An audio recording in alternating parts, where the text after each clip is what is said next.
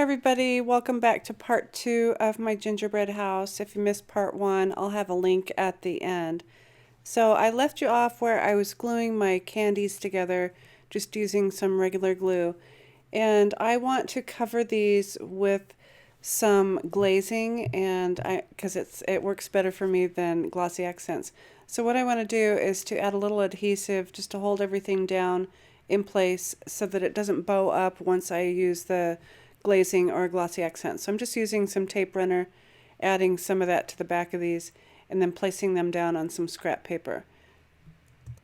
The glazing I'm using, it's the Tim Holtz Distress Glaze, and it comes in the Mosaic kit, but it's a little bit thinner than glossy accents, and I like the large bottle, and it really comes out a little bit wetter than glossy accents. So I'm just running over the candy cane here, and I'm just making sure that I get the entire thing covered. So this will give me almost like a glass look effect with a really nice shiny finish.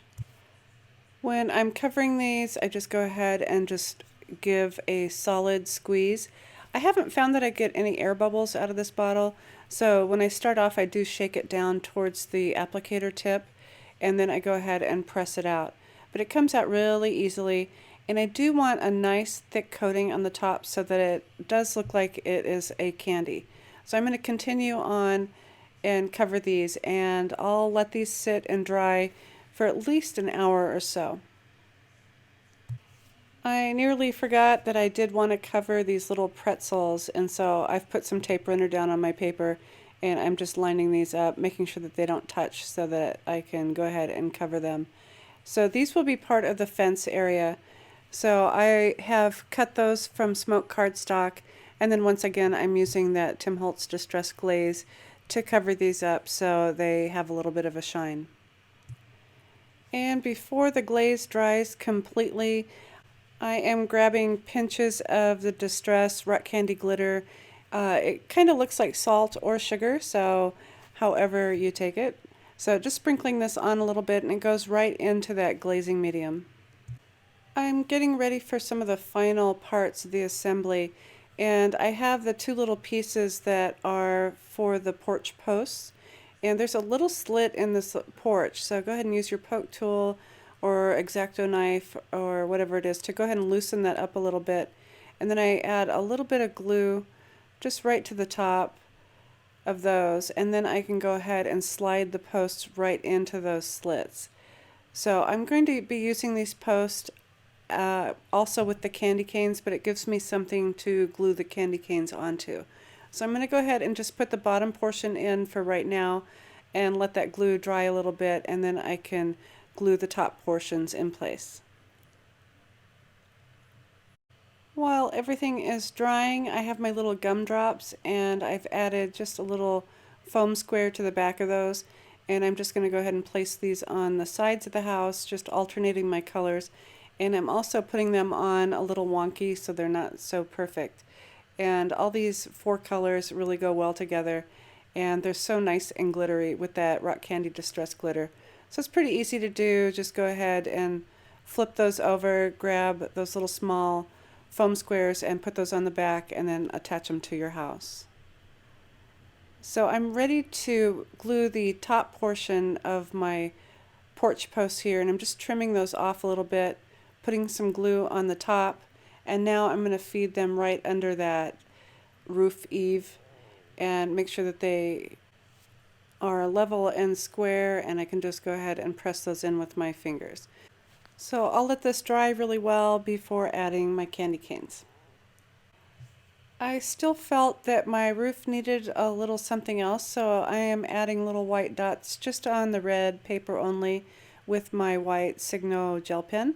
And it's really easy just to add a few little quick dots of white, and it really makes that roof line pop. So finally I can add my finishing touches to my little house, and I'm just adding a little bit of glue to those porch posts, and I'm going to go ahead and put my candy cane right in place. Got a little bit too much glue on there right at the top, so I'm just using my thumb to go ahead and scrape that off. But that candy cane will sit just perfectly right along that roof, right in front. So I can go ahead and do the same thing to the other side. I don't need a whole lot of glue, but I want to make sure that I do have it nice and sturdy. So once I go ahead and put that down in place, you can see how the colors are really all coming together. And I'm going to go ahead and straighten this up. I think the key is not to fuss with it too much. So once you have everything in place, just go ahead and leave it alone. Next, I'll be adding my peppermints, and sorry, I have to shake my glue down. I'm just adding a circle of glue just above the door, and I can go ahead and reach in and place my peppermint in place. When I'm putting the peppermints down, I want the angle to look a little off. I don't want it to be really lined up where one is on the top and two on the bottom. So I want them to look a little bit off. Otherwise it kind of reminds me of like either a recycle sign or something. So if you have it too straight, just go ahead and turn it a little bit and it looks so much better. So just adding one to the front and one to each side, and they go down really easy. Everything really turned out nice and flat even after putting that glaze on. So I'll go ahead and flip this around a little bit. All the colors really go well together, and it does kind of look like a modern candy cane or peppermint house.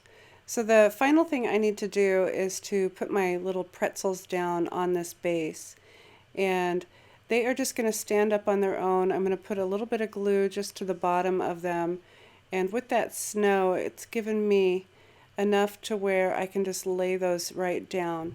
I know it's kind of hard looking straight down at this, how this is working out, but it's just going to be on the front corners of this platform, and you can lean those pretzels against each other and they'll hold each other up while that glue dries.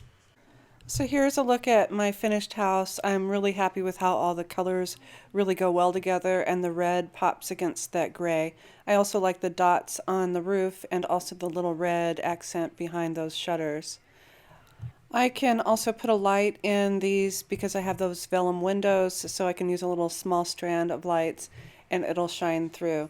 So this was a super fun project. It does take a little bit of time, but it's so well worth it. Remember that you can find my part 1. Just click on the word here, and as always, thanks so much for watching.